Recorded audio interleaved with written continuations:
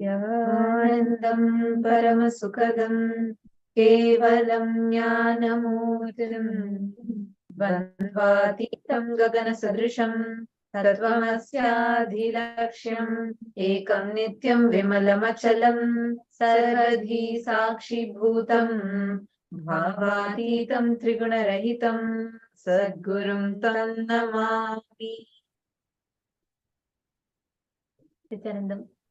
Nityanandam to every single participant, all the viewers that have joined with us today, every one of you that are there. Today, we are here entering into this segment with a very, very exciting announcement, a very exciting news that we have for each and every one of you that are sitting with us here, all the viewers that are joining us on YouTube, Facebook, and different social media platforms. All of us are aware that Kailasa is the only nation for Hindus.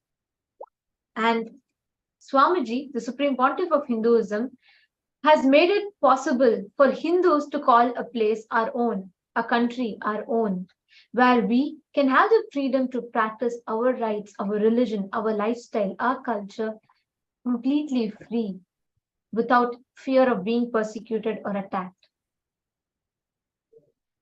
Today, all the temples that stand tall, towering over the near the sky, all the temples that are making the history are standing tall, are standing where they are, because our ancestors decided to make sacrifice. They decided to sacrifice their life. They decided to make some sacrifices to make this temples, each of these temples, each of these traditions that are remaining to stand wherever they are. And despite of 5,000 years of relentless persecution and attacks, brutal attacks, today Hinduism has managed to be the longest surviving civilization, the Hindu civilization, and yet still being subject to brutal persecution and attacks, which is almost crippling it to the end, making it completely nearing to becoming extinct. But Swamiji, the Supreme Pontiff of Hinduism, took it all on himself to single-handedly revive Hinduism, to revive the legitimacy to Hinduism, to bring back its cultural, religious, political, social legitimacies back to Hinduism, restoring back Vedamata all her glory, reviving her back for the purpose that she had happened, Vedamata had happened, to gift the best to humanity. And today, all three of us are excited to announce to you all another milestone in that mission of Swamiji's, where the United Nations has published its the 10th report on Kailasa, on the persecution and attacks that has happened to Hinduism and the Supreme Pontiff of Hinduism, who represents the 2 billion Hindus around the world.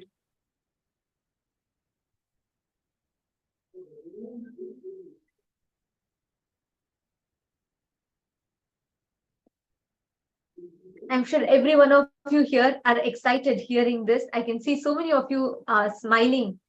This is a moment of celebration for each and every one of us. Every one of us, if we are able to sit here, practice the science of power manifestation, manifest various different powers, it is because Swamiji single-handedly took it on himself, did all the sacrifice, struggled to revive this science of power manifestation, which was subject to persecution, being labeled as witchcrafts, being labeled as superstitions, being labeled as black magic, and all sorts of notions attached to it, everything of what it is not, and being persecuted and attacked. And so many sides, from so many sides, people attack Swamiji to stop these revivals. And yet Swamiji has established this as a legitimate science, bridging beautifully the best of what the modern world science has and the authentic traditions, authentic truths, experiential sciences of our Vedic tradition, both together. Yes, like what Nityananda beautifully shared. There are several contributions of Swamiji in reviving the Sanatana Hindu Dharma to its to its original glory, whether it is in terms of spiritual or religious or cultural or economic legitimacy. But this particular aspect where Swamiji has revived the very science of man realizing that he is divine, man finding himself as Paramashiva himself. So that is mainly through the third eye awakening and the science of power manifestation. This is one of the key contributions of the Supreme Pontiff of Hinduism in reviving the spiritual legitimacy of Sanatana Hindu Dharma. Please understand, today the world is facing so many problems because of mental issues, psychological issues that all of us are going through, whether it is the young children or women, whoever is facing assault, sexual harassment, and many other social problems that we are in today. It's mainly because we have not realized our true human potential, which is human beings are actually having immense possibility to awaken their non-mechanical parts of their brain to realize themselves as divine. This entire science is being laid out in Vedas and Agamas. Almost every single scripture, every single verse is all towards making the human being experience themselves as divine. So this whole science of power manifestation is something which the Sanatana Hindu Dharma has lost because of this ongoing persecution, which Nityananda was sharing. Last 5,000 years, the Sanatana Hindu Dharma has undergone this persecution, and now the science of power manifestation is actually termed as witchcraft. Can you believe? The possibility which the human beings are denied is something so huge. You are a divine being having a human experience is the truth, but right now we are made to believe that all these extraordinary possibilities are nothing but a witchcraft. So this particular UN report that has come to light is a huge milestone in terms of bringing the persecution of the persecution of Hindus to the world, in which we are seeing how the human potential is being disregarded, and it is actually subjudized as something called witchcraft.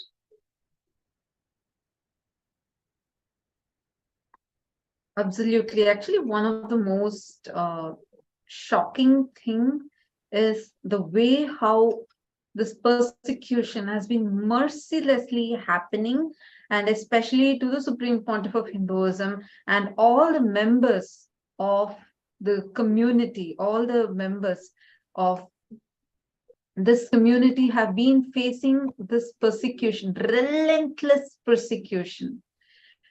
And it's for the very first time that this persecution faced by Hindus for centuries have been brought to the international platform for into the listening of the world.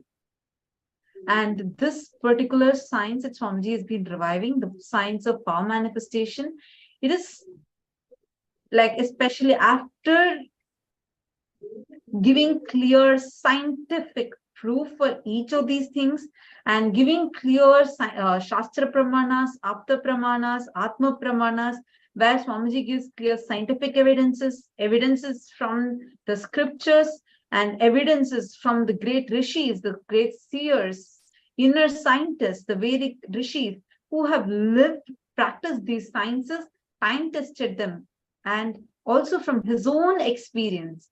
Despite of all of these, and today we have millions of people that are able to manifest these Shaktis. Like each one of the participants that are here sitting with us in this program, each of you know, you're manifesting these Shaktis. Despite of all of these, this is what is the current status, this is what the anti-Hindu elements are telling, are like attacking us, persecuting us, claiming this to be a witchcraft. Yes, and wanted to add to what Matapupriya was sharing. See, there are several sciences that Swamiji has revived, And especially the power manifestation science, Swamiji has legitimately proved scientifically, right? It is not only the Shastra Pramanas or the Atma Pramana of Swamiji, but rather he has actually conducted scientific studies on himself and proved the science of levitation, the science of materialization, the science of third eye, the science of healing, all these sciences, all these extraordinary possibilities that Sanatana Hindu Dharma has provided to the human beings. Swamiji has conducted experiments on himself and proved it. And not only he has proved it, he has initiated his disciples. And when the same experiments were conducted on the disciples, it yielded very same results. And to all our surprises, when these disciples of Swamiji, the initiated disciples of Swamiji, when they re-initiated the further people, and when the scientific experiments were conducted on them, it yet again yielded the very same results as we saw on how Swamiji responded to these scientific experiments.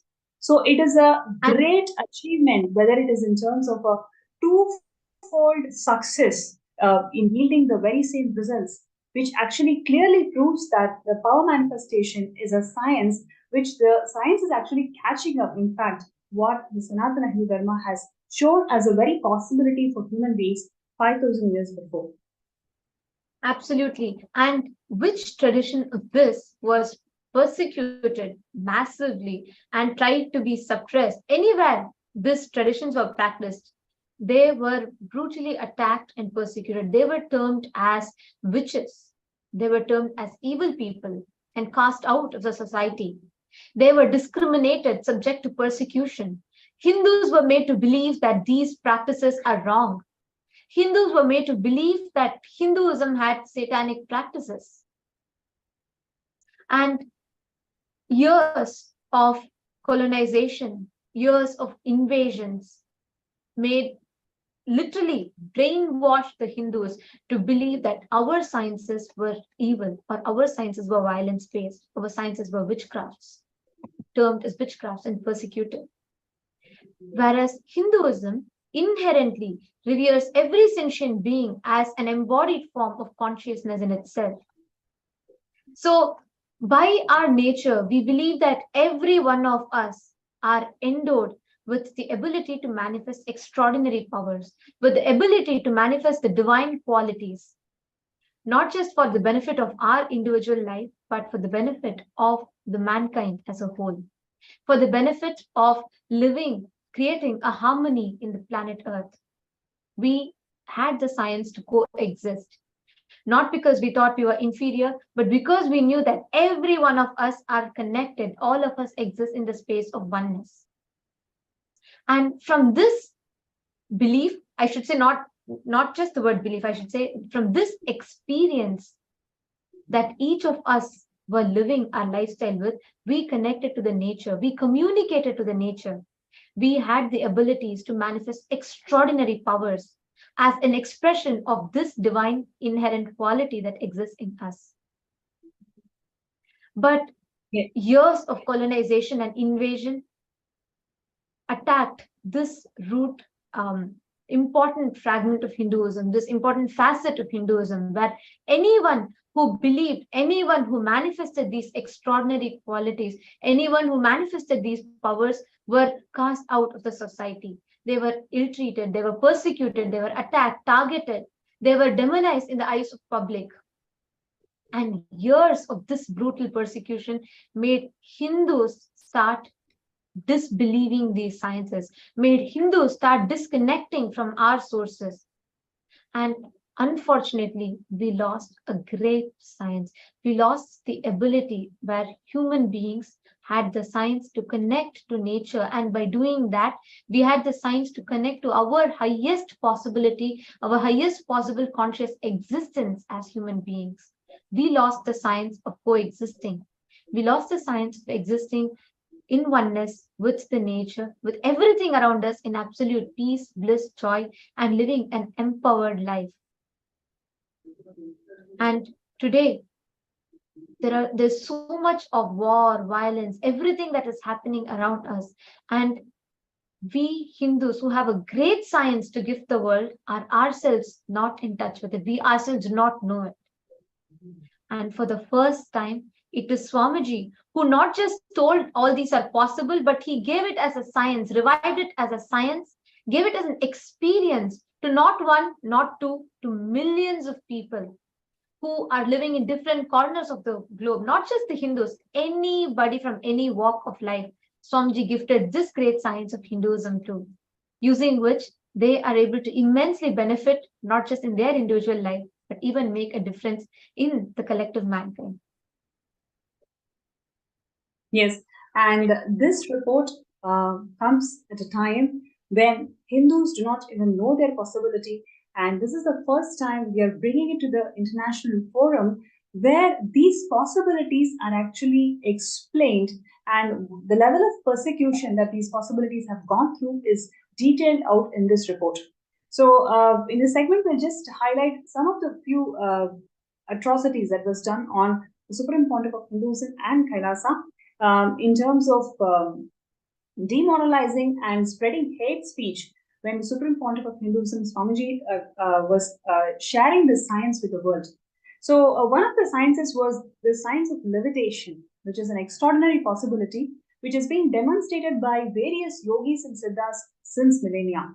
And today, we do not even understand that this possibility exists within us. It is an innate ability within each one of us to levitate, right? So what used to be a possibility even in fact 200 years before in Varanasi and in Calcutta, it's now today a taboo. We don't even understand, or we don't even recognize that levitation is a possibility for us.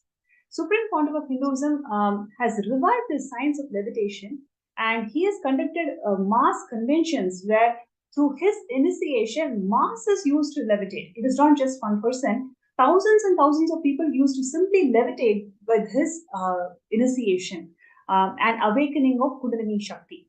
So this whole science was demonstrated, scientific experiments were conducted, and mediums demonstrated this science. So everything was was displayed to masses of Hindus in an extraordinary way, as an extraordinary possibility. That's when the next step of bringing this awareness that human beings can levitate, it is an innate possibility within you. So to demonstrate this possibility to the larger public, larger masses, when this whole attempt was shown to the televisions and other media channels, the anti-Hindu media, they literally distorted this entire science. Literally, they distorted this entire science in a way that they distorted this entire science and made it as a subject of mockery.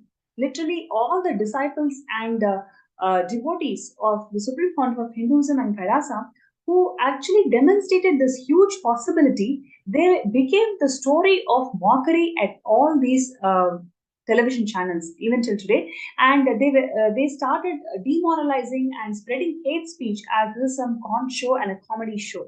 So by doing so, the very possibility of human beings to express this extraordinary power is completely distorted, is completely destroyed, right? So this is how every single possibility that human beings can experience, just to come out of this regular capitalistic mind setup, from the possibilities which the Sanatana Hindu Dharma has provided innately within all the human beings, the hate speech has literally destroyed the possibility for all of them.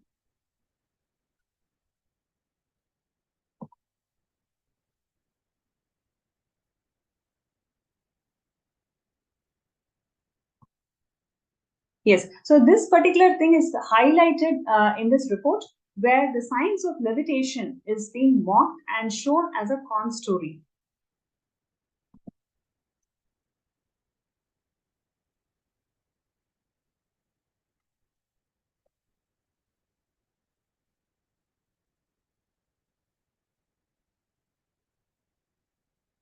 Yes, the report is being shown to all of you, where you can see several such extraordinary possibilities or that Supreme Pontiff of Hinduism revived when all of this power manifestation science, when it reached the public, reached the masses, they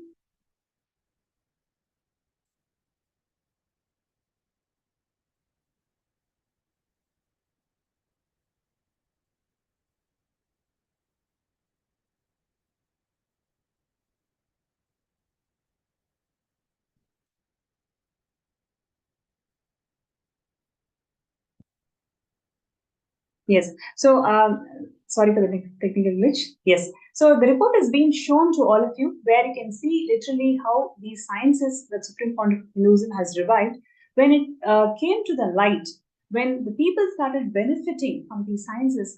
That's exactly when this anti-Hindu media started spreading this hate speech in a way that people started feeling that it is a taboo, it's a witchcraft, and I want to be away from it, right? So this is where systematically this persecution has been orchestrated in a way that Hindus don't even want to associate with the Hindu symbols. They don't even want to associate with the possibilities that the religion has provided to them. So this level of double genocide has been inculcated to each and every person through this mass hate speech incited by the anti-Hindu media.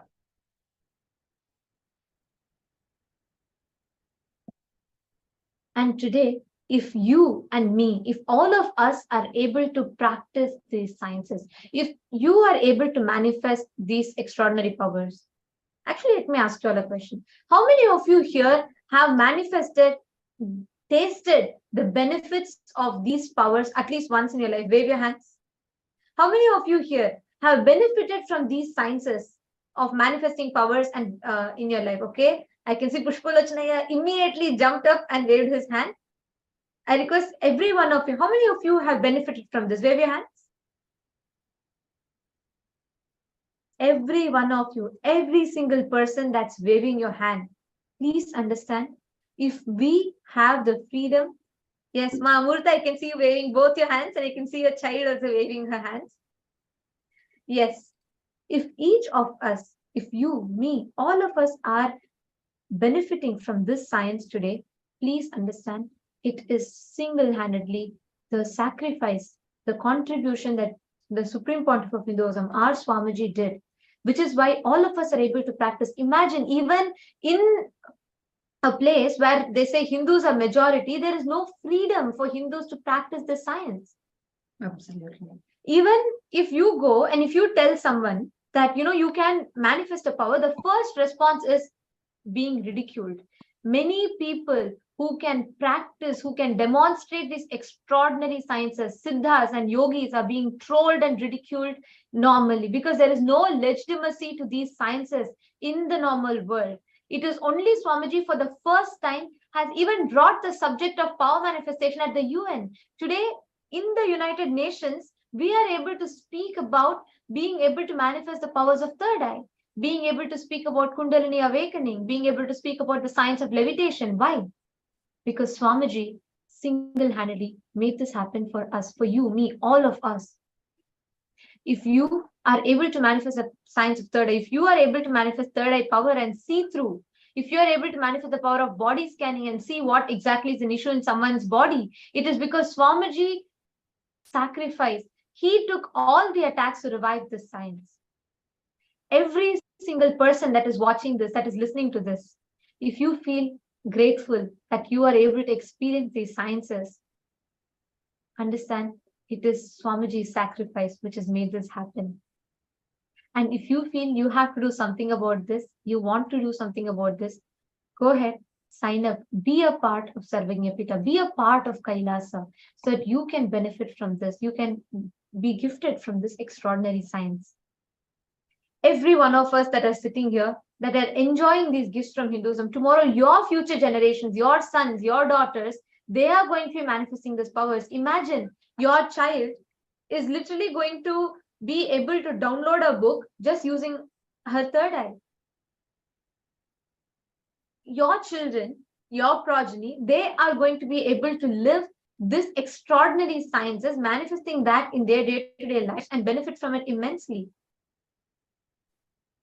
Today, if you are able to practice this science, if you are able to live with manifesting these extraordinary powers, it is just that decision, that sacrifice that Swamiji did, right? That all of us are able to manifest the sciences. Otherwise, who even would have thought that this is possible? All of us watch, these movies like Harry Potter. We see how kids fantasize, right? Like, oh my God, imagine being able to have my wand and make things magically appear like Harry Potter. Or be it able to, travel from one place to another like Spider-Man, being able to fly like Superman. All of these are children's fantasies. And We are heard telling, these are all just fantasies. You don't practice, you cannot become like that. But in Hinduism, we had the science. We had the science to conduct non-invasive surgeries. We had the science to see through a person without the need of an X-ray. We had the science of being able to see what is precisely happening in a person without the need of a CT scan. We had the science of building some of the most amazing engineering marvels. We had the science of precisely calculating the distance between sun and planet Earth thousands of years before even people realized that there's something called the solar system around us. Thousands of years before even the West looked up at the sky and realized that there's something beyond the horizon that we see.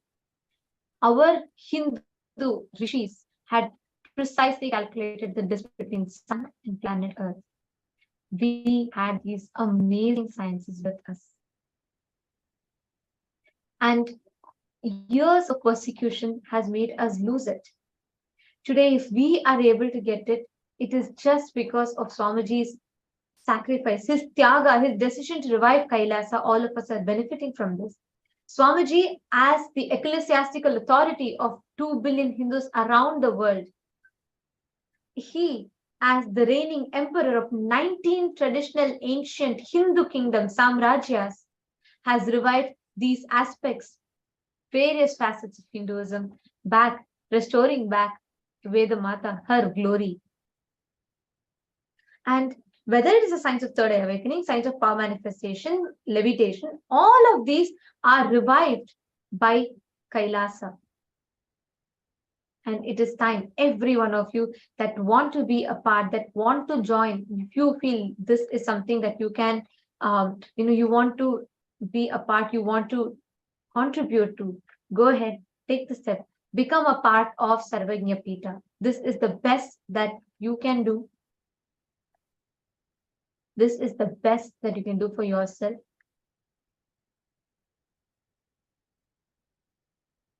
And for everyone, for your future, for your kids.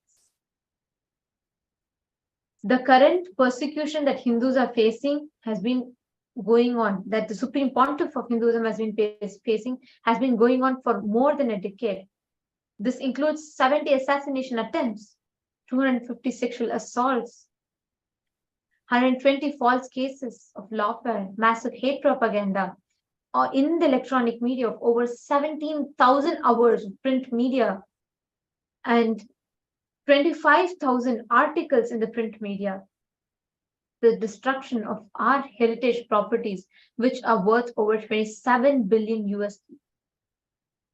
This just adds to the continuing ethnocide and genocide of 80 million Hindus worldwide that has taken place since the last 7th century, 700 years.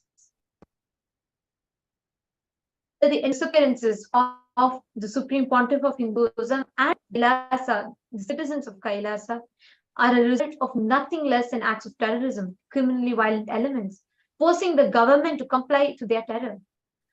Kailasa and all of its citizens are living in constant fear in every moment of this, because of this persecution that has been happening. Hinduism, especially through the revival of Kailasa, Swamiji is reviving an enlightenment-based civilizational religion. The truths of enlightenment, the methods, characteristics of an enlightened lifestyle are elaborately described in our sacred scriptures, the Vedas and Agamas. The cosmic truth of oneness and how it manifests as many is thoroughly explained as a unified fabric of existence, integrating physics, chemistry, biology, medicine, economics, arts, multiple other seemingly apparent disparate fields. Swamiji has been working to unite science and spirituality through the revival of Kailasa, the enlightened Hindu civilizational nation. Swamiji is resuscitating the living, experiencing and manifesting of the extraordinary powers as it is described in our Hindu Puranas, the Vedas and Agamas, and bringing it back the legitimacy to various aspects of Hinduism. Swamiji revived the spiritual legitimacy through yoga, revealing the signs of power manifestation, extraordinary powers latent in every human being. Swamiji is reviving back the religious scriptural legitimacy through temples, rituals, festivals, mass programs like peace walks, fire ceremonies, etc. Swamiji is reviving back the cultural-economical legitimacy through enabling living, moving economy that supports a fundamentally positive approach to life. Swamiji is reviving the political legitimacy through the creation of a true Hindu nation, Kailasa. For all of us, this has been possible. The third eye awakening, manifestation of extraordinary powers, everything has been possible because Swamiji revived this as part of the core components of our scriptures. Where our whole, the Hindu lifestyle, right, it revolves around how a guru initiates the disciples into these extraordinary sciences and awakens them. And enables us to manifest, whether being able to scan the body for illness, going beyond the need of sleep, food, remote reading, telescopic sight, telepathy, seeing through the obstacles, barriers, ability to change one's own weight, ability to change the height, obtaining anything that one desires, and healing, all of these are revived. And Swamiji has been reviving this science, proving it under the scientific radar through experiments on Swamiji's self and followers, all of us, the Kailasians. And these detailed scientific research has been conducted for almost 2 decades, including studies on Swamiji's own brain, mitochondrial studies to measure the 1,200% increase in cellular energy in the participants who received the Diksha, genetic studies to show the effects on healthy and diseased genes due to initiation, and demonstration of the science of power manifestation are continuously being made by all the Kailasians around the world.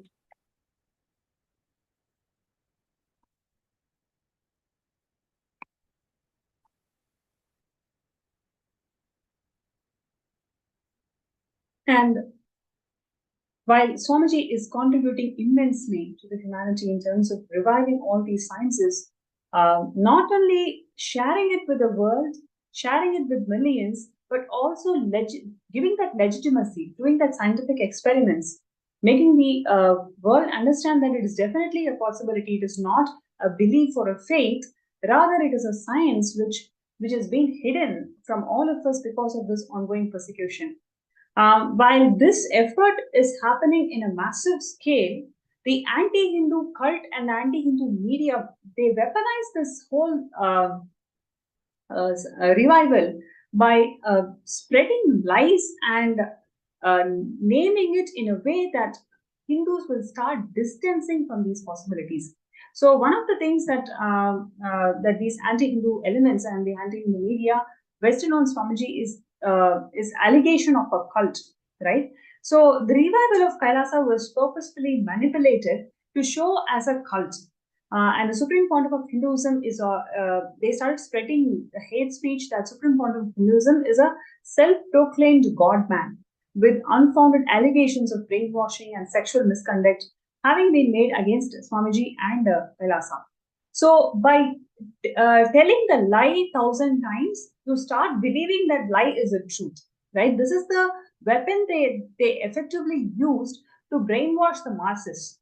So they keep calling the Kailasa effort, which is a revival of Hindu nation, which is now the first nation of all the Hindus out there. They kept calling Kailasa as a cult movement, right? And they spread hate speech about Swamiji, saying that he's a self-proclaimed God-man, right? So in this way, they started isolating Kailasa and Supreme Pontiff of Hinduism, actually inducing a human rights violation by constant allegation of cult and a God-man. In fact, the US court in its order, in the case of Manohar Shinde, it has clearly ruled out that it is not a cult, right? And it is definitely, it actually cautioned the eminent pleadings or the future filings involving claims indicating any sexual crimes or, without any factual basis, if anybody is going to call out as a cult, that's being completely condemned. And today, the deep state controlled media continues to spread the hate speech and incite violence against Kailasa and the Supreme Pontiff of Hinduism.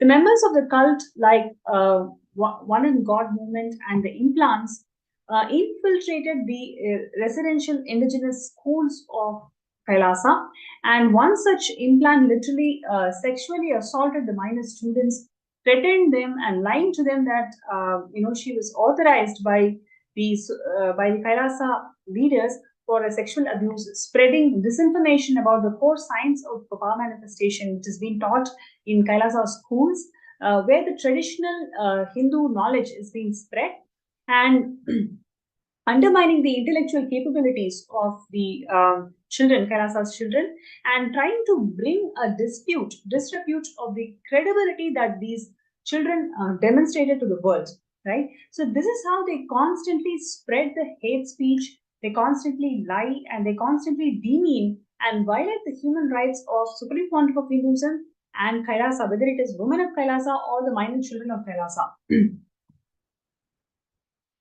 The character assassination of all the children and women finally led to a destruction of a huge women's only university and huge Gurukul indigenous school for Kailasa in Gujarat, literally through physical demolition.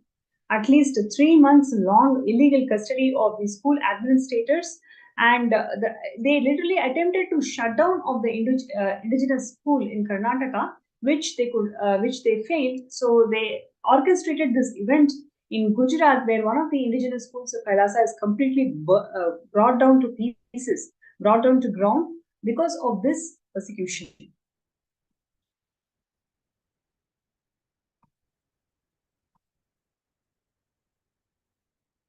So we can see here the contrast. Literally, on one hand, the Supreme Pontiff of Hinduism and Kailasa standing there and showing the whole of the humanity this possibility of power manifestation, constantly reminding us to understand, make us understand that you are a divine, having a human experience, and you are capable of radiating this superconscious breakthrough. You are capable of expressing this 463 powers. You don't need to live a normal, ordinary life fighting with the day-to-day chores. You can actually live like God, expressing all these powers. So this is on one side. And on the other side, the anti-Hindu elements constantly defaming, constantly spreading violence, spreading hate speech, inciting disbelief amongst the Hindu groups towards this extraordinary possibility that the Supreme Pontiff of Hinduism and Kailasa is showing to the world. So in this contrast, which side we want to really empower on, right? On one hand, as the viewers, as the Hindu seers, what we need to be doing is we need to be understanding that these possibilities are denied from us, which Swamiji is showing to each one of you, right? So what is that we are going to do about it? Are we going to be criminally negligent, watching the whole thing and moving away and saying that, yes, I understand, Swamiji is saying that this is a possibility, and on the other hand, there are anti-Hindu media and anti-Hindu elements who constantly defame and then spread this misfaith amongst the people. I understand both the sides, but I'm not going to do anything about it. Are you going to be one such criminally negligent Hindu, or are you going to take an action, take a step towards breaking these anti-Hindu elements? When I say breaking the anti-Hindu elements, it means how you can show your ferocious response, how you can show your life positive response, showing that these whatever efforts, the resolute efforts that these anti-Hindu elements are taking is of no use, because you are going to side with Hinduism. You are going to side with the authentic Hindu practices. You are going to side with Kailasa and the Supreme Pontiff of Hinduism by you taking that ferocious step. Right? So what could be the ferocious steps? One is you manifesting these powers and showing to the world that, yes, this is the possibility and I'm manifesting, number one. Number two, as a token of gratitude for you being able to manifest powers, you supporting the Kailasa mission, you becoming the part of Kailasa mission by signing up as a Sarvanyatika Yajman. Because every single contribution that you do towards this mission is only to revive these ancient sciences and bringing it to the world. right? So again and again, when you empower your side of, yes, I am a divine having a human experience, I'm going to manifest powers. I don't care what the media or the anti-Hindu elements is trying to fill the poison with. I'm just going to sit here and concentrate and actually be in oneness with Swamiji and start manifesting powers. That is the ferocious life positive response that you can give to the world. And secondly, not only manifesting powers, empowering, teaching, sharing the science with others. And that can be easily done when you support the Kailasa mission. The Sarvanya Pita is an initiative that the Supreme Pontiff of Hinduism and Kailasa is doing, where all these ancient sciences are getting revived, where all these ancient sciences are getting shared with millions of lives. This possibility is being shared with millions of lives. So there is a beautiful saying that whatever you believe as something precious, you always contribute towards that, right? So if you are somebody feel that food is something very precious and food is something that everybody must have, then you start donating towards that cause. If you are somebody who believes that education is something precious and nobody should miss this education, then you start contributing towards that cause. But if you are somebody who feels that power manifestation, you're able to move the coconut, you're able to move the needle. Today, in a session, we've been able to amazingly demonstrate all these superconscious powers. If you feel that, wow, this is a beautiful possibility which I've been denied so many years since birth, and here is somebody, Supreme Pontiff of Hinduism, who's reviving these sciences, making me understand that this is a possibility for me. Yes. Now you can support this Kailasa mission. By you supporting the Kailasa mission, that is the ferocious response that you're showing towards all these anti-Hindu hate speech, all these anti-Hindu cult media who's trying to deny these possibilities to human beings. By you signing up towards Sarvagapita Ejuman, you are saying yes. You are saying yes to the possibility. You are saying yes to the whole of the Paramashivatva that you are endowed with. You are saying yes to consciousness, right? So, but by you just discarding this anti-Hindu, criminally negligent Hindu mentality and saying that I'm going to take a ferocious response, right? I'm going to manifest a Trinetra Tilak. There is a Trinetra Tilak competition that's going to be announced shortly by Kailasa. So I'm going to participate in the Trinetra Tilak. I'm going to go to social media and then say, look, I am a proud Hindu. I am a disciple of Supreme Pontiff of Hinduism. I belong to Kailasa and I am a power manifester.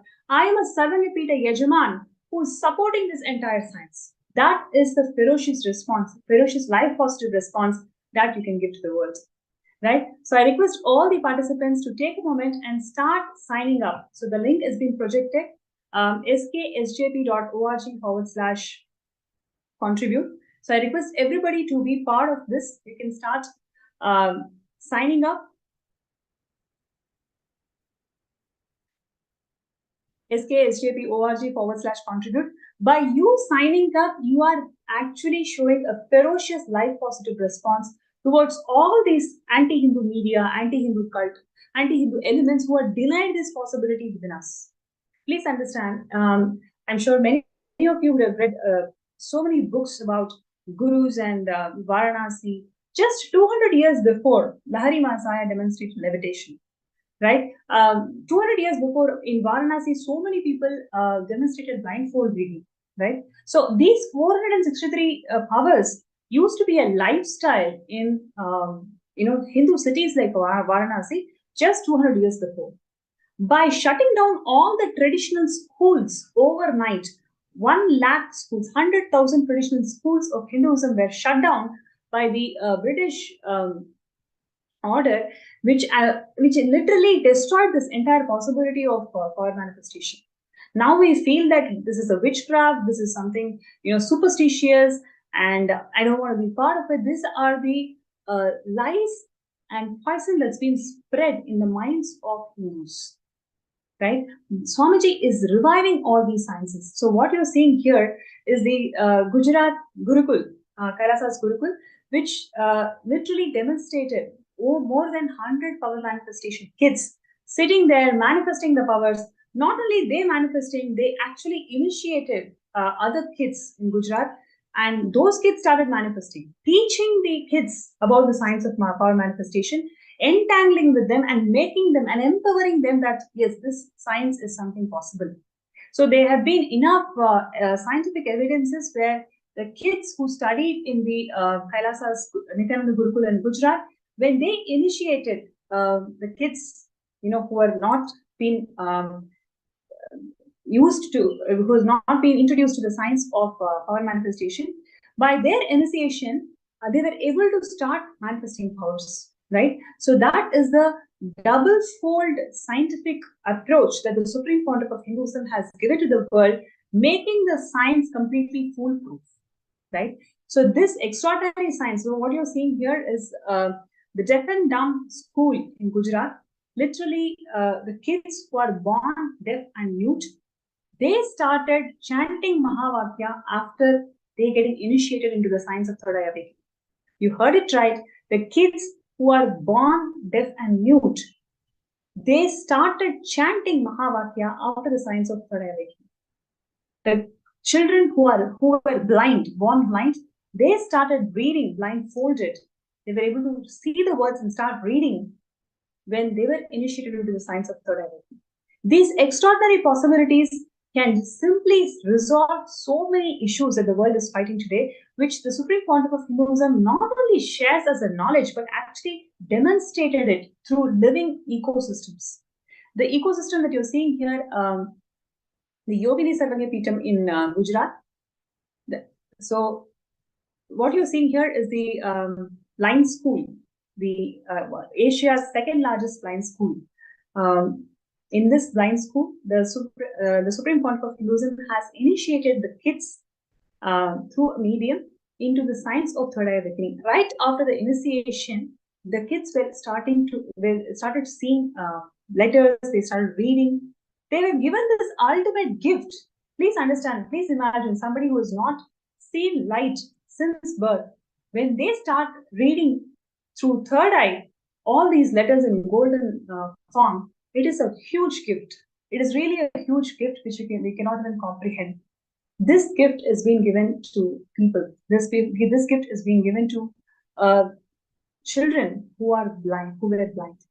And like this, there were so many initiatives that Supreme Pontiff of Hinduism has contributed through various ecosystems that he has established around the world. And when Swamiji is establishing these ecosystems as powerful mediums, powerful centers of power manifestation, it is our responsibility to support this mission, right? That is the ferocious life positive response that each and every one of us can do. By you signing up towards the Sarvanya Peetham, you are literally saying yes to life. You are literally saying yes to possibility, yes to superconscious breakthrough. So I request all the participants out there to sign up towards this divine cause of Sarvanya Peetham. So while we are getting ready for this, while we are filling the intentions, while we are signing up for supporting the Kailasa mission, we will watch a video where you can literally see how this blind school initiation, children who were blind, born blind, they got this immense possibility of reading after the third eye initiation.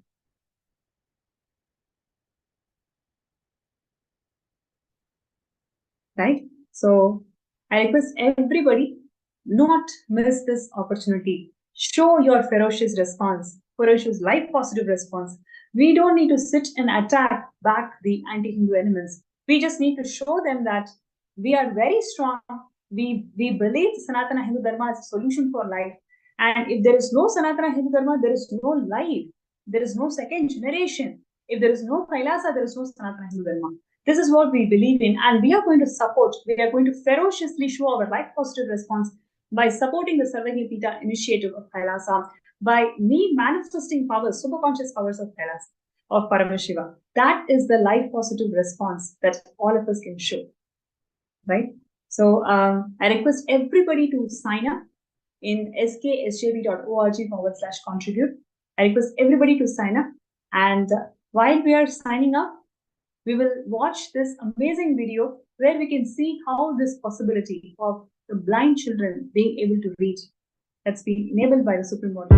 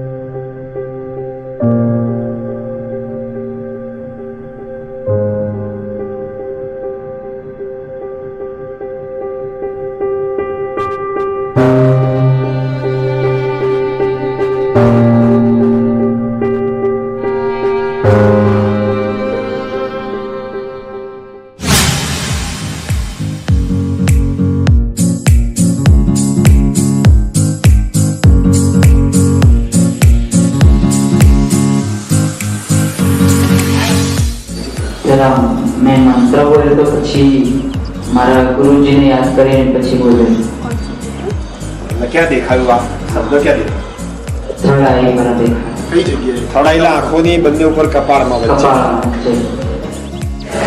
અને આયા આ દીકરી આંખમાંથી એ કપાળ દેખાઈ ગઈ. Nityanandam, I am Nityananda. I am part of the thousands of people whom Swamiji has initiated to be able to manifest extraordinary powers. One of the extraordinary breakthroughs that I had in the past 5 years was very recently when I visited the Blind People's Association here in Ahmedabad. It was for the first time I saw the blind children, the visually impaired children. With his one blessing, Swamiji just told that through me, he blessed me to be able to be one of his Divya Shariras, to be able to carry and radiate him through my body. And he told me that I will be able to initiate all of those children for them to see.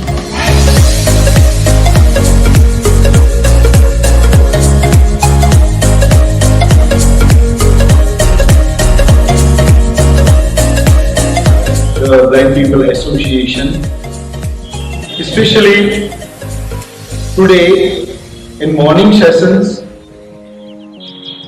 I am surprised to share that most of the participants, they could read words having with the blindfold.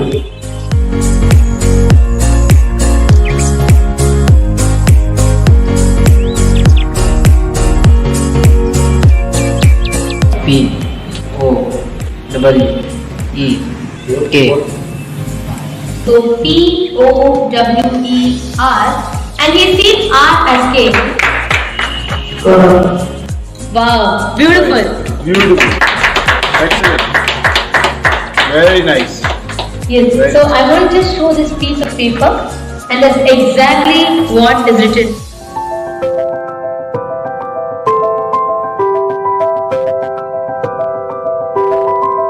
Third eye as a capacity to make anything you want as reality. Taste the first breakthrough, conscious breakthrough guaranteed. It is all about opening your third eye, giving you first conscious breakthrough. Any human being can go through these initiations and have this superconscious breakthrough, manifest these possibilities and powers.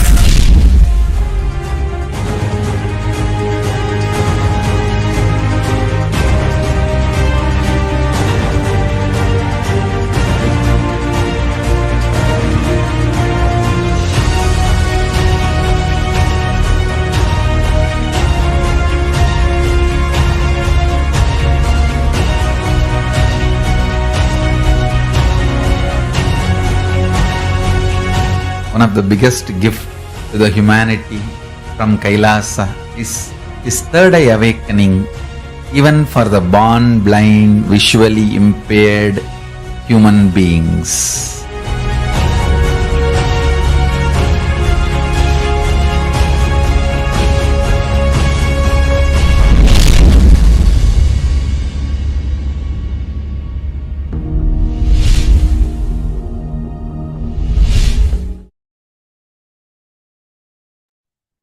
Yes, many such wonderful gifts that Swamiji has given to the whole world. The anti-Hindu elements are trying their best, even till today, to do the human rights violation and spreading hate speech, spreading lies about these extraordinary possibilities that Swamiji is reviving. Oh Hindus, what is our ferocious response? What are we going to do? Are we going to watch these media, anti-Hindu media, spreading lies and deny the possibility to the whole world, or are we going to take the right action? The right action is nothing but you starting to manifest powers, you showing to the world that this is a possibility, you supporting the Sarvanya Pita by saying that this initiative is supporting this possibility to the whole world. So I'm going to support this initiative. You signing up as a Sarvanya Pita, Yajaman, showing your intention to be part of Kailasa mission. That is the ferocious life positive response that all the Hindus can give to this anti-Hindu media and the anti-Hindu elements who've been striving so hard for more than a decade to spread and silence the Supreme Pontiff of Hinduism's extraordinary efforts in reviving Sanatana Hindu Dharma. But today we are actually celebrating the success of the voice is being heard, the cry that the Sanatana Hindu Dharma, the Veda Mata is having in not in demonstrating these extraordinary sciences and possibilities to the human beings.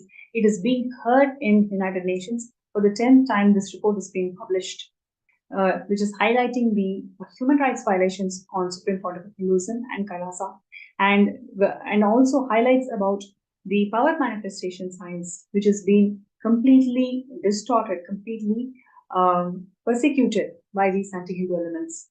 So I request everybody to start signing up. Show your very intention to be part of Kailasa by you signing up as a Sarvanya Pita Yajman. So I request all of you to take few minutes to sign up and show your interest and intention to be part of Sarvanya Pita.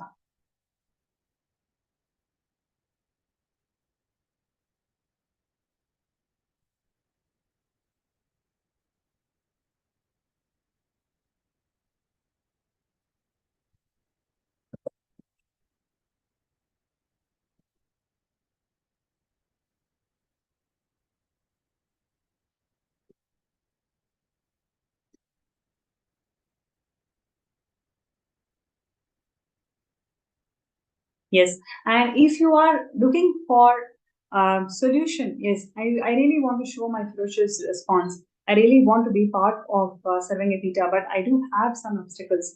I want to find a way how I can really contribute towards Kailasa mission. If you're somebody like that, I request you to post your intention to be scanned.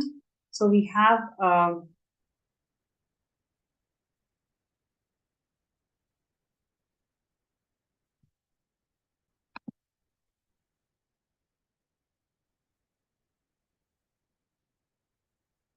you have an opportunity to show your interest to be scanned, and we will be able to scan you.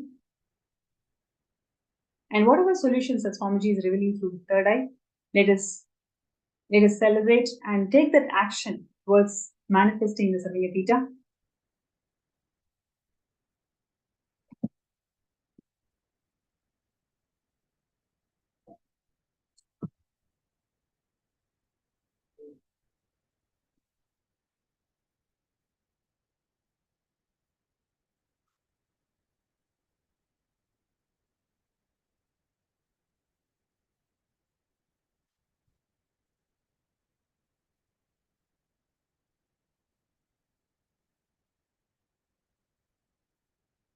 Yes, I request everybody to sign up and show your intention to be part of Sarvanya Pita as a ferocious life positive response that we can take towards all the hate speech and lies and deceit that's being spread by this anti-Hindu elements towards this great science of power manifestation. And you can also post your response, post your intention to be scanned. And we have Nityananda and Manapalpriya who is going to scan all of you. Whoever is finding an obstacle to manifest Sarvanya Pita, you can post your name and you'll be scanned by them.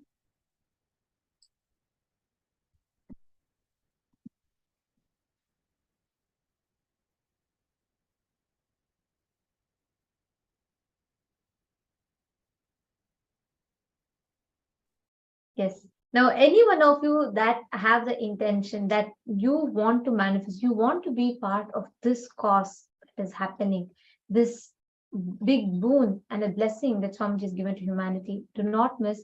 Go ahead and sign up. Every one of you can get to be a part of this beautiful blessing for each of us to be part of Kailasa. And anyone who wants to be a part and you have the intention, but you want to still have some help, you can go ahead and post and we will scan. And this will be, unfortunately, because in the interest of time, we are going to be having it on first come, first serve basis. So anybody the first few people who post, we will do the scanning and we'll be continuing with the rest of our day. And throughout the Mahaparamasham, we'll be having a lot of scanning sessions like this for each of us as we're all manifesting.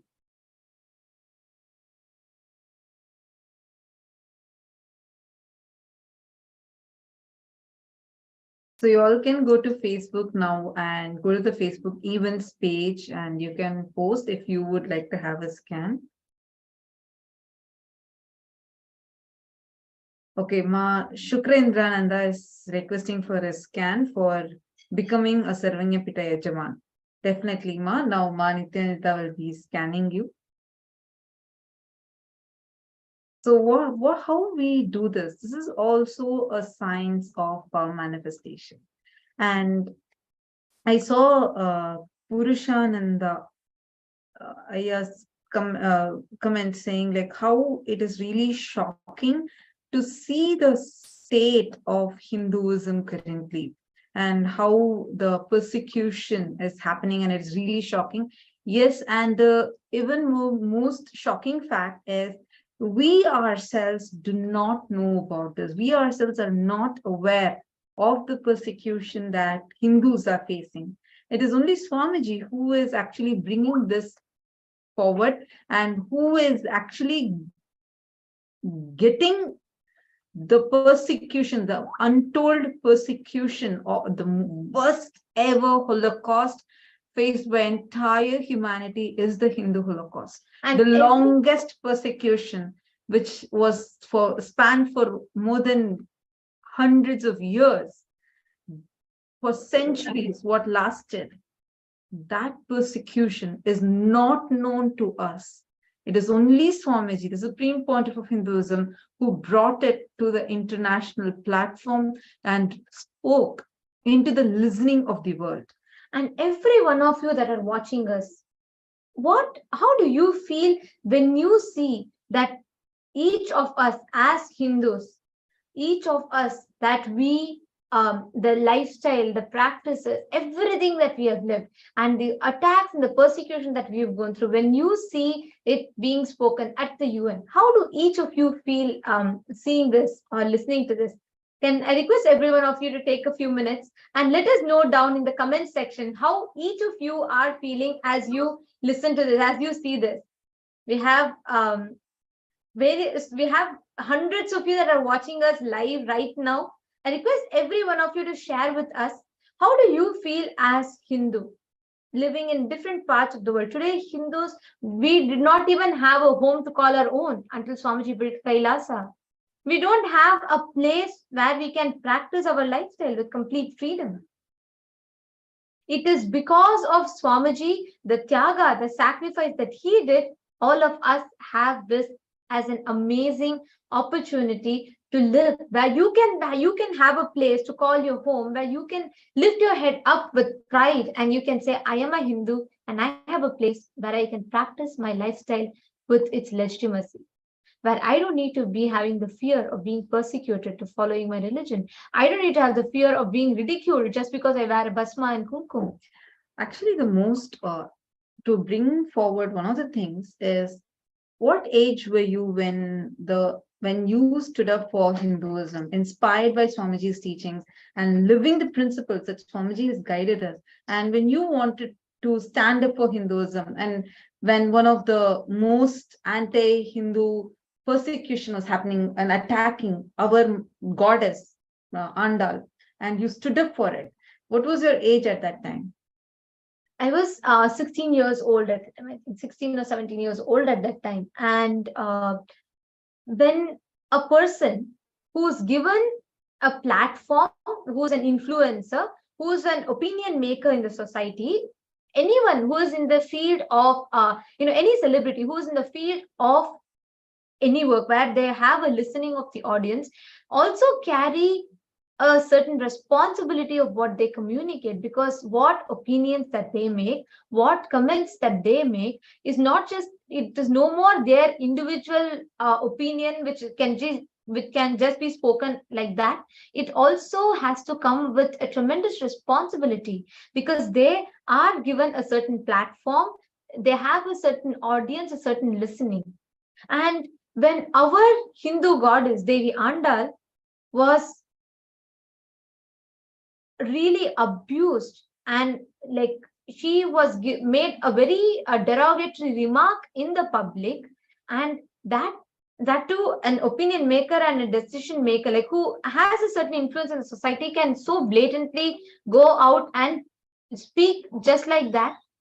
That was like really hurtful to me as Swamiji Sannyasi, because I have seen how Swamiji reveres, how Swamiji has revived each of these aspects in Hinduism, and how Swamiji has taught us, revived to us the respect, the glory of Hinduism. And to see how these derogatory comments and remarks were being made, it was extremely hurtful and painful. And when I made a video in response to it, there was tremendous, there's so much of trolls, there was so much of abuse that was made on that response. And I also remember that day when, especially when so much of defamation was done, and it was actually the whole media was defaming and sexualizing our mother goddess. And when she stood up just at the age of 16, inspired by the teachings of the Supreme Pontiff of Hinduism, she decided to stand up. And I remember that night, there were so many death threats that we received, and how many calls, how many messages, how many Facebook abusive posts, morphed videos, morphed pictures were flooded all over the internet. And there was so much of attack and persecution that happened. And from the year, from last 2 decades, the amount of attacks that Swamiji has been subject to, how many of you here, all the viewers that are watching us on YouTube and Facebook, I have a question to ask you all. How many of you here have felt at some point or the other in your life that, oh my God, you know what, if I wear sari to my workplace, I'm going to have a certain look. I'm going to really feel, out of the crowd. I'm not going to be part of them. Or whether you wear bhasma and kumkum, how many of you feel reluctant to wear bhasma and kumkum to your workplace, where proudly you can say, you can wear your Rudraksha mala, you can wear the bhasma, kumkum and travel to your workplace? None of us, right? Because it is, unfortunately, the state of Hinduism today is, even to practice your own religion, even in a so-called Hindu majority country, you feel ashamed, because anybody who lives and practices the science are demoralized, are demonized in the eyes of public, and are ridiculed and are pushed, cast out of the society, literally. Take examples of any gurus, any Hindu gurus who try to tell the world that Hinduism has a legitimate science. They are firstly isolated from the public. Second, they are demonized in the eyes of public, and anything that they speak is taught as, evil teachings, as satanic practices, and they're being, they're being portrayed as if they spread myths, blind beliefs, superstitions, and they are persecuted. They end up either, in a false case in a jail, or they are mob lynched publicly and brutally assassinated. We have thousands of stats that back up what we are saying. Today, for the first time, Hindus, we have a place to call our home. If you are able to practice the science of third eye, if you are able to close your eyes, read and manifest these powers and benefit from that in your day-to-day life, there is so much of blood, sweat, sacrifice that Swamiji laid as a foundation on which we as Hindus are able to proudly walk, holding our head up high. It is Swamiji's sacrifice which made us Hindus have a platform to voice the persecution that we have faced and that we were subject to. And not just that, just because we both decided to stand up for Hinduism, to be a sannyasi, just to be nuns in this spiritual, following this spiritual lifestyle, just because we took up the vows of ahimsa, which is non-violence, satya, which is speaking the truth, standing up with truth and authenticity, and asteya, non-stealing, and aparigraha, limited possessions, and brahmacharya, celibacy, where because we took up this lifestyle and because we took up being a sannyasi, we were persecuted.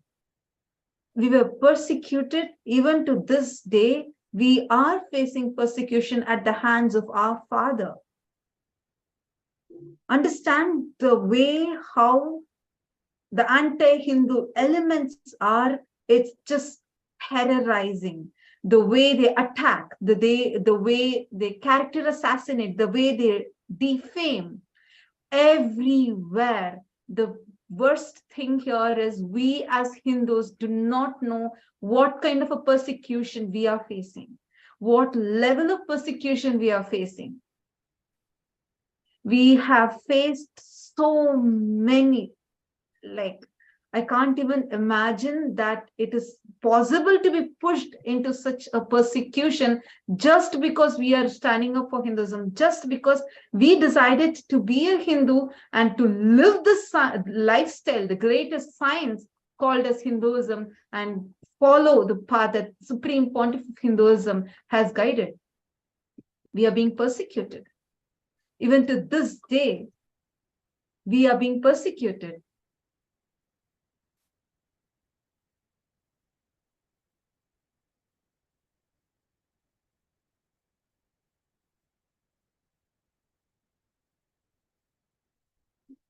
I request every one of you that are watching us, that are listening to us, to share how each of you feel. How do each of you as Hindus? I know there are so many of you from different parts of the globe that are watching this.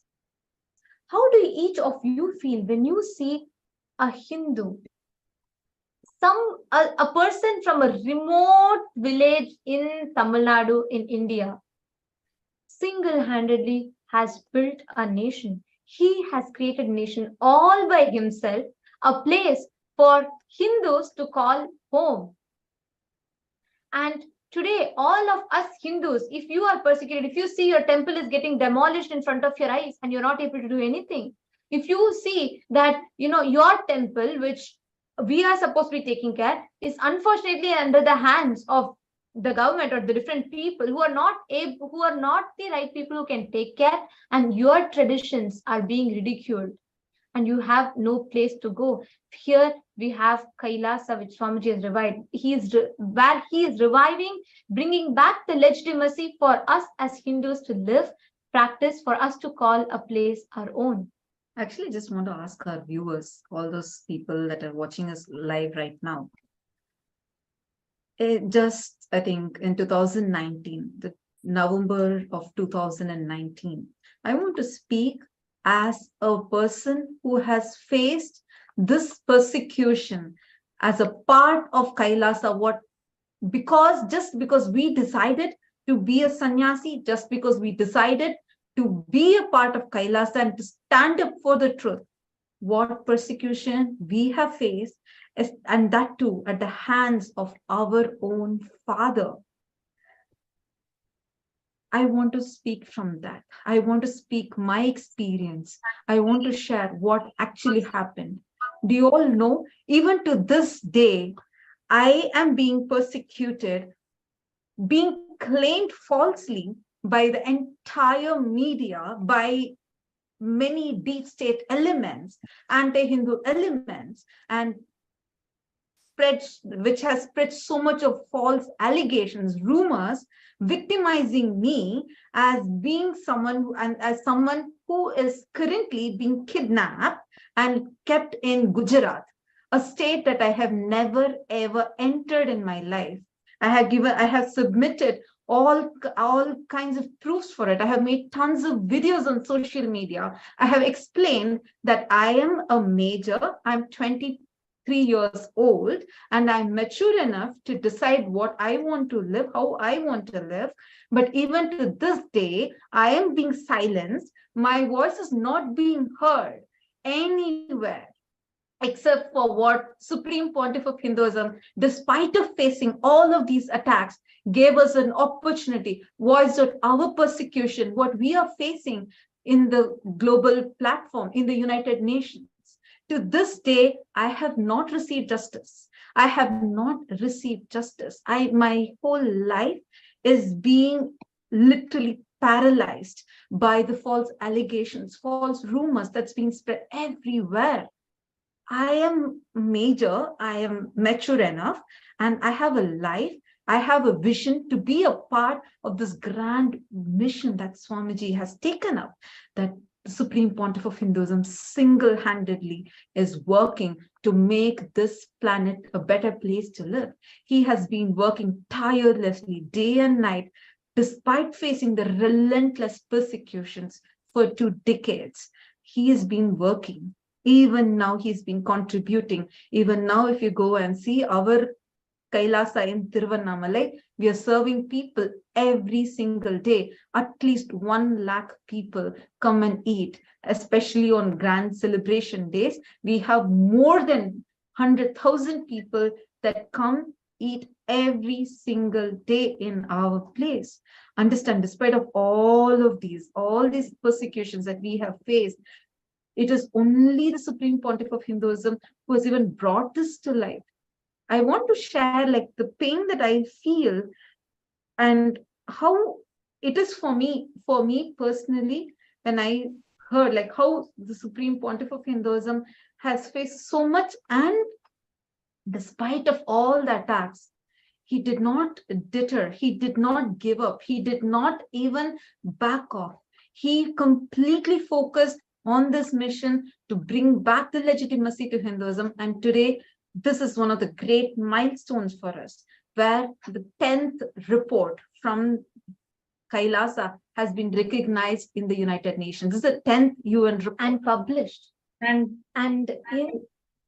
Please go ahead. what I would like to also highlight here, what Ma Tattvapriya and Nityananda is sharing is not the story of isolated 1 or 2 Hindu women today. For the last 5,000 plus years, Hindu women had experienced one of the first worst persecutions at the hands of invaders, at the hands of foreigners, at the hands of anti-Hindu elements till today.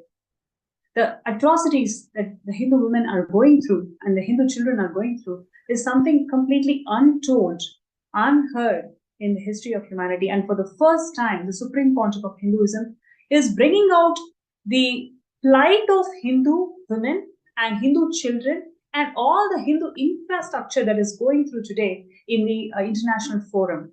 For the very first time, for the last 5,000 years, we have experienced persecution, but never it was told to anybody. What we know as Jewish Holocaust is something very, very minimal compared to what we Hindus have faced today. Now, it is much more stronger, much more severe persecution that we have faced, and it is a double genocide where we do not even acknowledge that we are being persecuted as we speak. It is Supreme Pontiff of Hinduism who has brought this persecution out, the voice of Hindus who have gone through this untold persecution for more than 5,000 years is being brought out in the international forum in United Nations, and now this is the 10th report. This is the time when all the Hindus must come together and stand up and voice for your support for Kailasa nation. Because if there is no Kailasa, there is no Hinduism. Definitely there is no Hinduism if there is no Kailasa. Because Kailasa is the only place, only nation which is reviving the legitimacy of Sanatana Hindu Dharma. So I request all the Hindus for your support. Sorry, please go ahead. Sorry, just to add to it, every field, every front, in every aspect, every facet, Hindus were advanced in whatever we did. This is just to remind all of us Hindus, whether it is discovering zero, the greatest contribution in the field of math, which just turned entire field and understanding about math complete 360 degrees. Even before people knew about something called solar system, there's something beyond our horizon. Hindu rishis had precisely described the exact positions of our planets, and they even described what natural calamities will come. They had spoken about summer solstice, winter solstice. They had elaborated on the precise geography and the precise astronomy. We were advanced in every field, and our knowledge was so vast and we were so advanced that we became the prime target of every invasion. We were invaded so many different. We were invaded by Mughals, we were invaded by Portuguese, Greek, British, colonized, subject to years of colonization, centuries of brutal persecution, attacks, genocide, colonization. And today, Hindus, we have been literally brainwashed to believe that our lifestyle, us practicing Hinduism, our lifestyle, our culture, our tradition, our rich heritage freely, if we are practicing, we are being ridiculed today. We are being made to feel ashamed. And there are so many anti-Hindu elements who are actively working on destroying anybody who stands up to revive Hinduism. As an example of which is published in the United Nations report, where they clearly elaborate on how the Supreme Pontiff of Hinduism was persecuted precisely for this same reason. As an example of which is the demolition of the world's only largest all-women Hindu university in Gujarat, the Yogini Sarvagnya Peetham, of which I was a student of. And in the entire 2019, as part of the Yogini Sarvagnya Peetham, the all-women Hindu university in Gujarat, I had the privilege to meet so many people, differently abled children who are visually impaired, who are deaf and mute. Being able to serve them using these advanced sciences in Hinduism, we had the science where without depending on your eyes, using the power of the third eye, you can see. I'm not talking about myth, I'm not talking about fantasy, it is a science. And the Supreme Pontiff of Hinduism gifted this science to the Asia's second largest blind school. And they were all initiated with this science of being able to see through the third eye. Almost 100 children had a glimpse of what it means to see the world, not using their physical eyes, using their third eye. All these great sciences, which are ridiculed as witchcraft, which are mocked at, anybody who practices this are demonized in the eyes of public, where all of this Hindu sciences are literally being completely erased. Swamiji is reviving this. Swamiji is like unapologetically reviving this and gifting this to the entire humanity. Today, not just if you're a Hindu or if you need to know the scriptures, there's no such prerequisite. Anybody from any culture, any walk of life, anybody who's interested in benefiting from this, Swamiji is gifting this science to the world. If you and me are able to practice this, and if you and me are able to have access to these sciences, it is because of the blood, sweat, life, energy that Swamiji poured in reviving these sciences, and the amount of attack that Swamiji had to face, that Swamiji was subjected to for reviving the science, for boldly speaking these sciences to the world. Today in the UN, we are able to go and speak about the science of Kundalini awakening, about the science of third eye awakening, about these super extraordinary abilities, because at the core, Hinduism values every sentient being as a manifestation of the divine consciousness. Hinduism celebrates every single individual being as an embodiment of that ultimate consciousness. And because of that, we believe our lifestyle is built completely based upon each human being being able to manifest extraordinary divine qualities, because we inherently are divine. And Swamiji's mission, like Swamiji beautifully puts it, Swamiji says, I'm not here to prove that I am God. I am here to prove that you are God. All of us are gods. Having these as the foundation principles in Hinduism, Swamiji, every aspect of Swamiji's mission is to revive and gift this science to humanity. And an example of which is this third eye initiation that was given to the born blind children, the visually impaired children in Gujarat in the year 2019. And how was this when you went, and I think it was you were the one who were there, right? And you were in the forefront, being a part of this grand mission to give sight to the born blind children. And at that time, to live this traditional lifestyle and for you to practice this tradition and be there and be a medium to initiate them. And in front of your eyes, when you saw that the children that were completely blind from birth, visually impaired from birth, were suddenly able to see, and they were able to see the colors, they were able to see the objects, they were able to talk clearly, describing things. How did you feel? Firstly, it's beyond what our logic can clearly comprehend, because I could see, I had interacted with these children one-on-one, and there were about 100, 150 of these kids. And the first thing they said was that, they too want to see the colors of the world. They too want to see what it feels like, right? Imagine living in the world where it's completely dark for you, you have no colors, you can't see the nature, you can't see the people that you love, that you care for, that care for you. And that is literally how anybody who's unfortunately visually impaired are living, that they battle with in their day-to-day life. It requires tremendous courage for them to be able to face their life and interact with their life daily. And it was truly inspiring to see those kids, how they tackled their everyday problem and how they were trying to manage and cope up with, the daily day-to-day activities. And when they heard that there is a way where you can start seeing without the need of physical eyes, without the need of surgery, the first thing that the kids had was pure excitement and joy. And I still can hear them say, Swamiji, thank you, Swamiji. Because of Swamiji, I can see through my third eye. And they were actually saying that they were able to see from this region.